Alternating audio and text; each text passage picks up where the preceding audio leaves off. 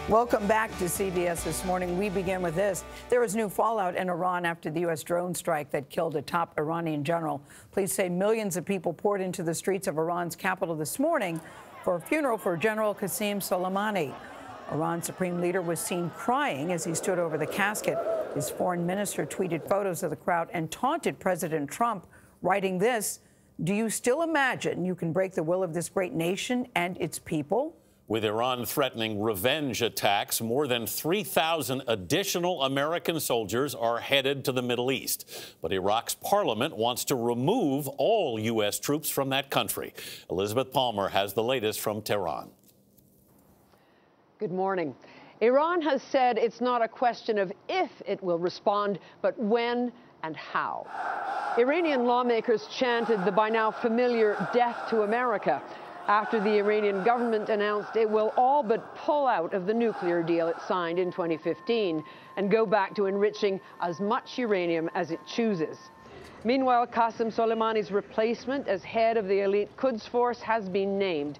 He's Esmail Ghani, and he has repeated the threat of reprisals against the United States.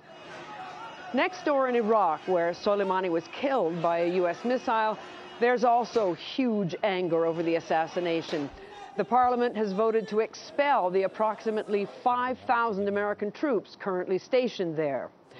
President Trump has responded to both Iraq and Iran.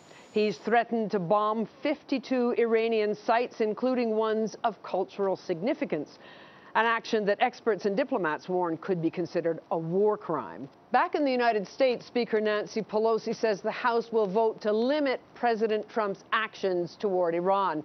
She argues that he overstepped his power by acting without congressional approval. Tony? Elizabeth Palmer in Tehran. Elizabeth, thank you very much. Now, Iran is a top 10 global threat, according to a new annual report examining the dangers the world faces. But for the first time, a U.S. domestic issue tops the list. It's the annual ranking of the top 10 geopolitical risks from the Eurasia Group, a consulting firm.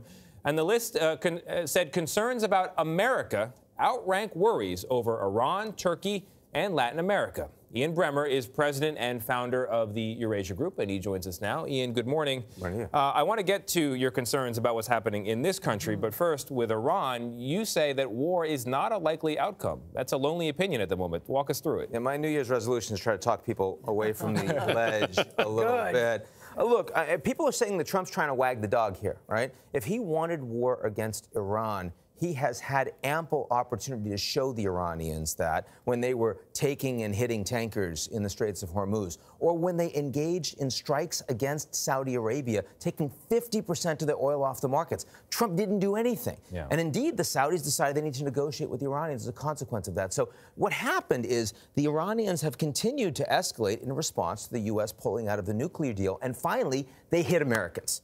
And Trump's response to them hitting Americans was escalatory, was dramatically escalatory. And if Mattis and others had been around, maybe they could have contained them a little bit. So there's a cycle of violence here, and it seems to be spinning up. I mean, how do you see it spinning the other? How do you see it calming down? Well, don't they have to do something, Ian? Well, they have to do something. But then we have to do something, the administration would say. But they didn't believe that the Americans were going to hit them like this when they went after our embassy, when they went after our soldiers on that base in northern Iraq. Now they do. They get it. And you know what? If you're the world's largest military power, you can miscalculate more. I mean, I hate to say that, but it's the reality. The Iranians completely understand that now if they hit a bunch of Americans, they risk their regime. It's a massive power imbalance, you're saying. You said he's not trying to wag the dog. What's he doing? I think he's petting the dog. I think, what it means is that, to the extent that Trump is trying to accomplish really unusual and delegitimized things in the run-up to the election, it's much more about giving the store to American adversaries and claiming a massive deal, whether it's the Russians or the Turks or the Chinese or the North Koreans or you name it,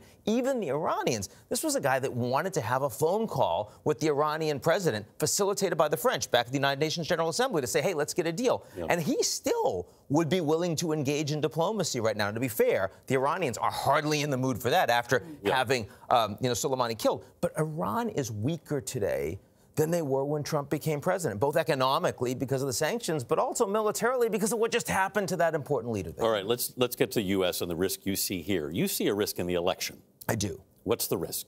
Oh, the risk is that no matter who wins, if it's close, it's going to be seen as rigged. It's going to be seen as illegitimate.